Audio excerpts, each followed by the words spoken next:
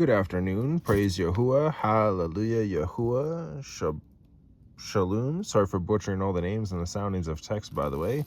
This is Exodus 2. And a man of the house of Levi, the real priests, went and married a daughter of Levi, and the woman conceived and bore a son, and she saw that he was a lovely child, and she hid him 3 months.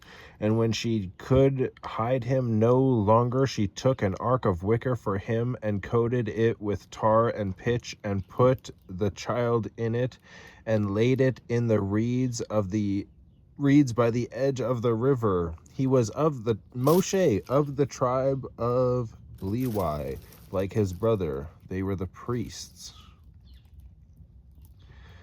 And his sister stood at a distance to know what would be done to him.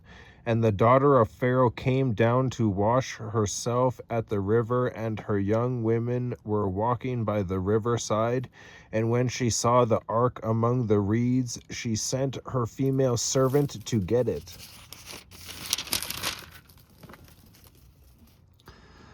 And opened it, and saw the child, and see, the baby wept. So she had compassion on him, and said, "This is one of the children of the Hebrews," knowing the decree that was already made, right?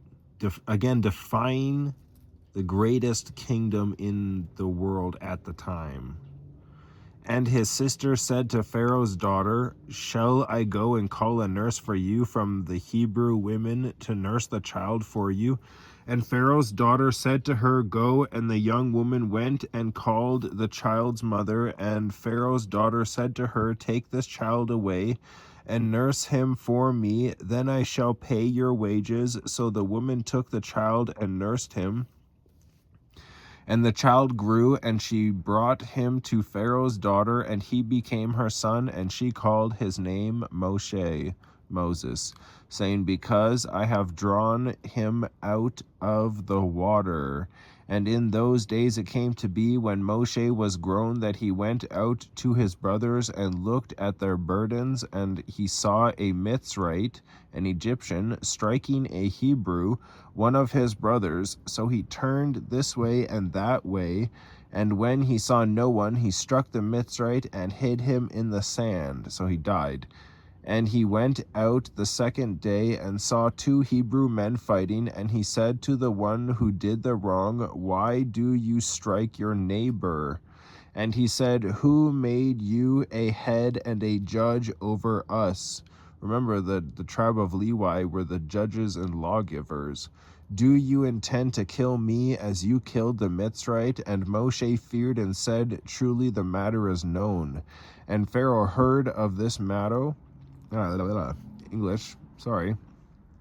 Pharaoh heard of this matter, and he sought to kill Moshe, but Moshe fled from the face of Pharaoh and dwelt in the land of Midian. And he sat down by a well, and the priest of Midian had 7 daughters, and they came and drew water, and they filled the troughs to water their father's flock, but the shepherds came and drove them away. Then Moshe stood up and came to their rescue and watered their flocks. And they came to Reuel their father, and he said, "How is it that you have come so soon today?" And they said, "A Mitzrite," because he came from Mitzrayim, even though he was a Hebrew, "a Mitzrite rescued us from the hand of the shepherds, and he also drew enough water for us and watered the flock." So it's the same thing in the second writings when it says a tradition or a feast of the Yehudim. It's because all of Yasharel had potentially escaped into the province of Yehuda when the exile took place, so they were all considered Yehudi. But you have to know the Torah of Yahuah, because then you would know that things like Hanukkah were not in the word of Yahuah. That was just man-made tradition later on. Jewish tradition, not Yehudi tradition.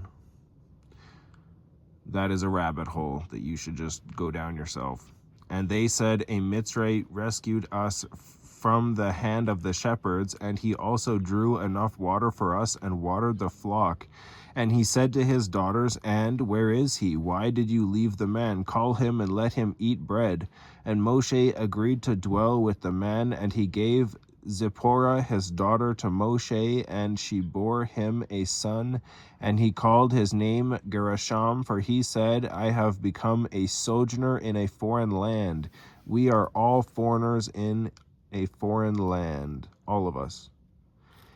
Even the ones where it looks like they were there first. We are all foreigners in a land of foreigners. And she bore him a son, and he called his name Gershom, for he said, I have become a sojourner in a foreign land.